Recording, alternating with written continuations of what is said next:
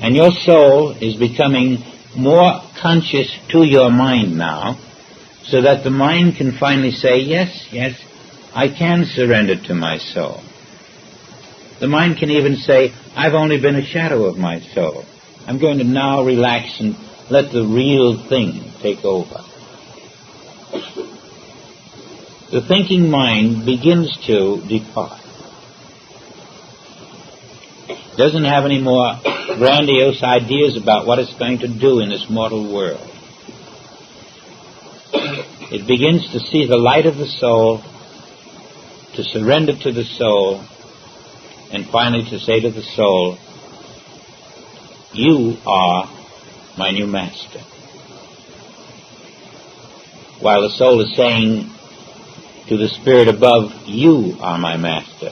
And while the spirit is saying to the Christ above, you are my master. The chain of command from the seventh day down to this, the fourth, becomes integrated. And you walk up this ladder.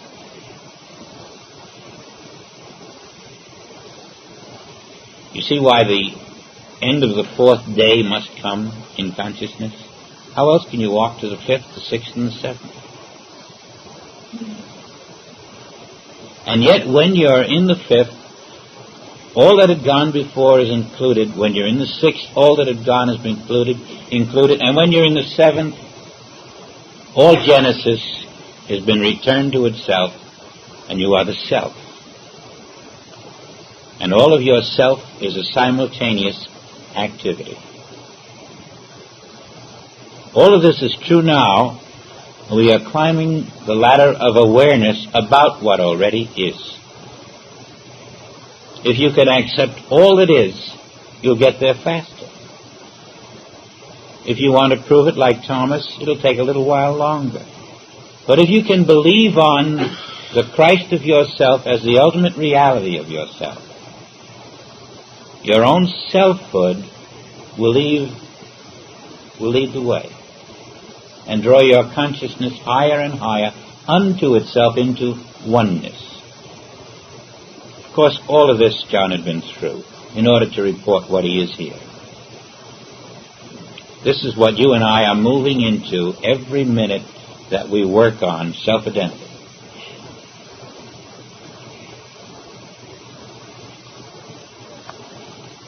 He saw the new consciousness, the new city, the new Jerusalem adorned as a bride for her husband.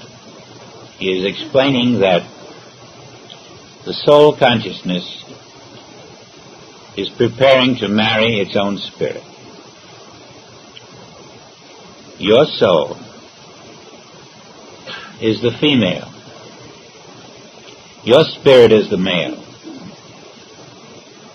On a spiritual level, the spirit is considered the male and the soul the female, and it is their marriage in the sixth day which leads to your conception as the Christ. When we say he doesn't have enough of the female side or the male side, this is all human talk. What we're talking about truly is there's not enough spiritual awareness, there's not enough soul awareness. Because when they're equalized and mated, there's neither male nor female. There is only one self, finally emerging as the androgynous Christ. Neither male nor female, but pure spirit. These are all terms that we use in the mortal sense. But in spirit there are no such terms. God is one. God is all. And being Christed is the realization of being the one that is all. I heard a great voice out of heaven saying, behold, the tabernacle of God is with men. Now that's different than we have been taught by religion. The tabernacle of God is not with men in religion. The tabernacle of God is after you pass through the portals and God waits for you and then says, now what are you, a sheep or a goat? But the tabernacle of God is the identity within you. And in this realization of soul consciousness, you know it. You know that God with you is the secret of your life. Emmanuel. He's taking away the falsity of a hereafter God, a faraway God, an absent God. God dwells with men. But this is the truth now. And so in order to stabilize our awareness that this is the truth now, he gives us his insight. Not that we have to take his word for it and let it pass at that, but to give us the courage by accepting. And the acceptance is what leads us to the discovery of the truth of what we have accepted. I mean, without a theory, how would you go to try to prove the theory? And here you're given the fact, and now you have to go to try to prove it, if the fact registers with you as what you want to know and do. God is with you as yourself. Do you accept it? God is not separated from yourself.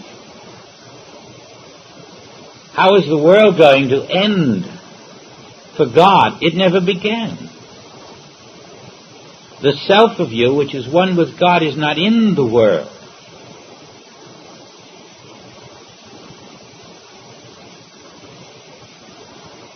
There is a oneing, what we have recently been calling our fusion with eternity, our fusion with infinity. Until there's no two to be fused, there's only the one, that I am. And the importance of this, by John and similar inner recordings, is to give you the faith that what you're going through is real.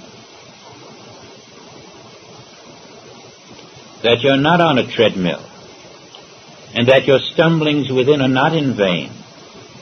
That this is the end of the rainbow. It is there, and it is within you, and that is where there is, within you. So if there's a responsive chord in you that this is what you want, please know from John and the Christ speaking through John that it's there. The fullness of God dwells with man. Not 1%. The fullness. You're reversing all of your mortal sense, and you're finding your immortality now. And they shall be his people. And God himself shall be with them and be their God. As you climb this ladder of self-realization, the God you come face to face with is your being.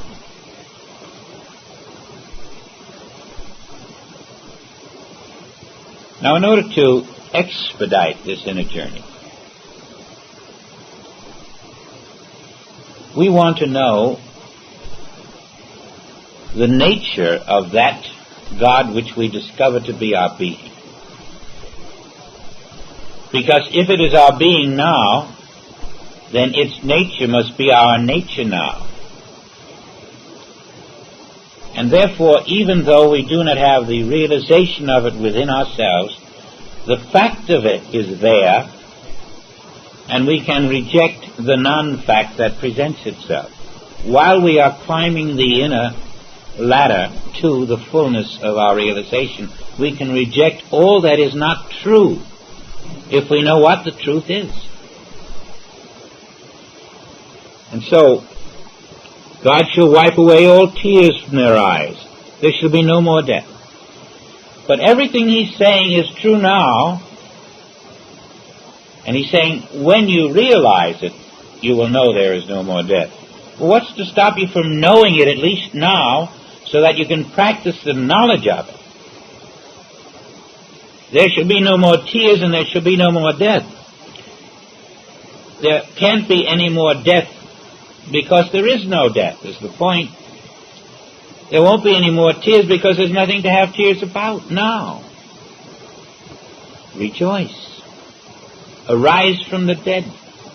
Live in the reality now. Life does not have an opposite called death. Joy does not have an opposite called sorrow or tears. We're talking about divine joy and divine life. There are no opposites. And don't you see, if you cannot accept that, you're rejecting your immortal self, which embraces all this. And so it's important for John to add, these are the facts of your immortal self that I am telling you. Your immortal self has no tears, no death. Well, and who's accepting tears and death now? Your mortal self. You're divided.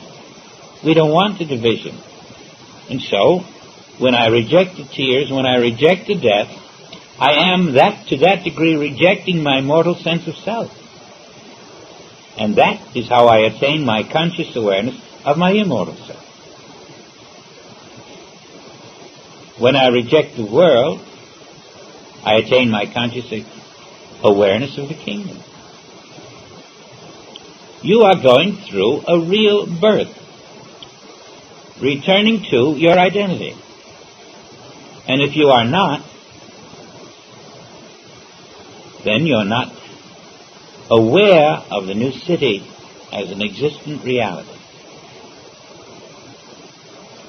And so we're told, reject everything that appears to bring tears, and you can multiply this 1,000-fold. Everything that brings fear, everything that brings doubt, everything that brings anything that is imperfect.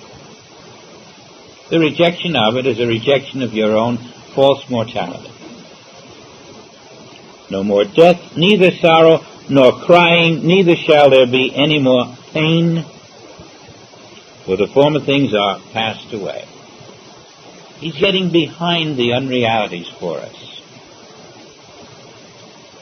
And he that sat upon the throne said, Behold, I make all things new. As you come closer and closer to the realization of I, my immortal self, all things become new. Reality is revealed. Even in failing to reach total awareness, you have a glorious journey. And to the degree that you make that journey, you will not have to make that part of it ever again. You will always be at the level that you attain and never sink below it.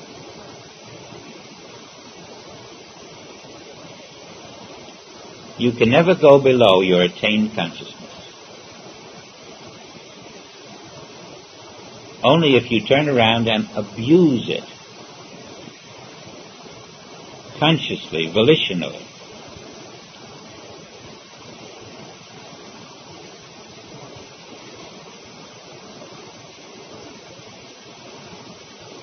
And he said unto me, It is done. I am the Alpha and the Omega. The beginning and the end had come together. There was no longer a beginning, no longer an end. All was one. He had discovered the indivisibility of life in its infinite nature. All that exists is realized to be the one invisible infinite life that you are. The Alpha and the Omega. Nothing exists outside, and all that is in between is the one self.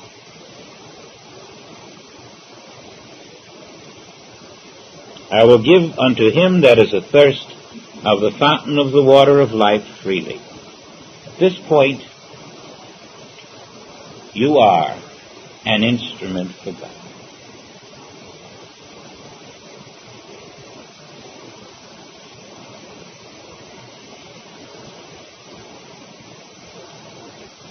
Now, this birth of consciousness is something that will appear to take time. But it will be done not in time. It will be done outside of time. And as you dwell there, if John speaks the word of the Father, as we believe he does, this is your inner journey previewed for you so that you know others have walked this glorious path. You can, justifiably, turn to every form of evil in the world and know that it exists only in non-creation.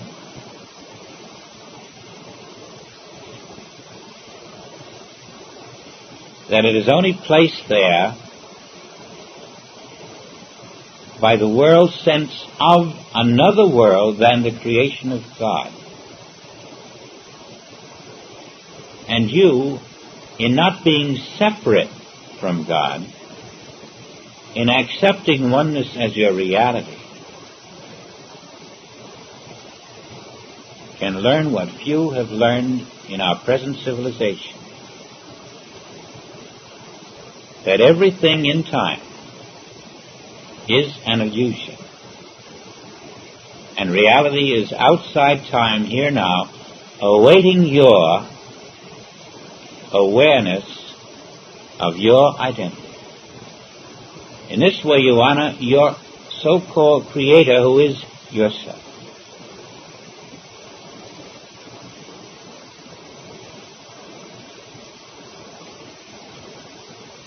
Now let us take New Jerusalem into consciousness. Not the old Jerusalem. Not the old you. Not the old city in which you lived.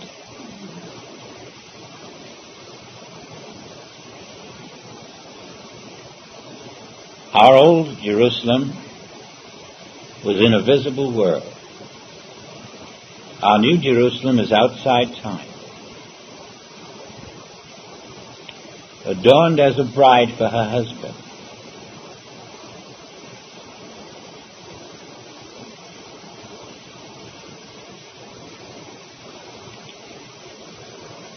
In our new city, we have no evil.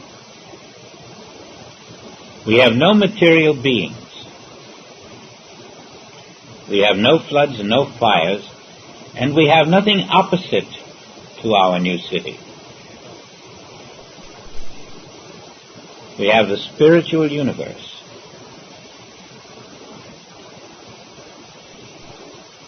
We have divine law. And we have no opposite to divine law. We do not have human law and divine law. We are not in a mythical city of our imagination. We are leaving that one. We are leaving the mythical city of man's imagination called the world. We are in reality, and we are learning to recognize the false city by recognizing the real city, the city of perfection. If you live in that city, all you can experience is what is in that city.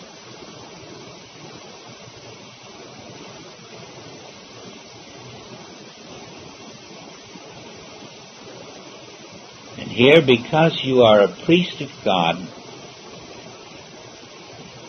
because you are seeking only the Father, only the truth, only the Spirit, you are given only the truth. And you learn what no mortal ears can hear, what no mortal eyes can see. You learn the secret of man in the universe. You sit in the inner circle behind the mysteries. You learn that all on earth never die. All that dies on earth is time. And those who are thinking that they are part of time die with time that dies. There is only the death of time on earth, nothing else. and all that it contains seems to die with it. You feel this. You know the secret of eternity, that it never dies, because it is not changing, vanishing, coming and going. You feel that all that is in time dies only because time itself dies. And then you see the illusion of time, the great illusion of the world mind. Somehow when you know that from within, the illusion of the world mind itself loses its impact. Everything it puts out is now unmasked. You can see through the world mind, and you see that it is the greatest illusion of all. On that illusion, all subsidiary illusions are founded. There never was a world mind. It was simply the absence of your consciousness of your divine selfhood. And that gap created what is called a world mind. And then the next individual, and the next. And the sum of all these gaps, the sum of all these separations became a seeming living world mind, a living world consciousness, which multiplied error upon error upon error, all in time that wasn't there. All masking life, masking you from yourself, masking you from the divine image and likeness of God which you are, masking the three heavens, so that we only saw our concept of heaven in our mind as an abstraction, and only saw a physical earth made of little spinning electrons held together by nothing.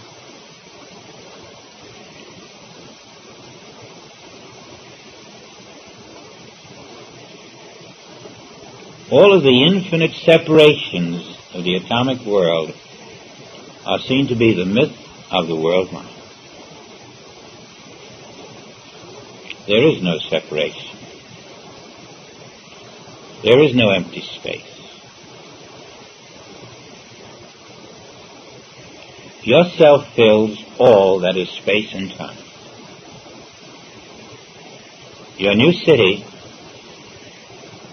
is I am, that I am.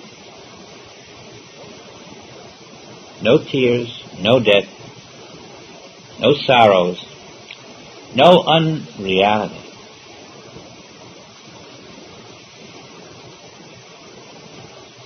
Out of this is born Christ, realized as the Son of God.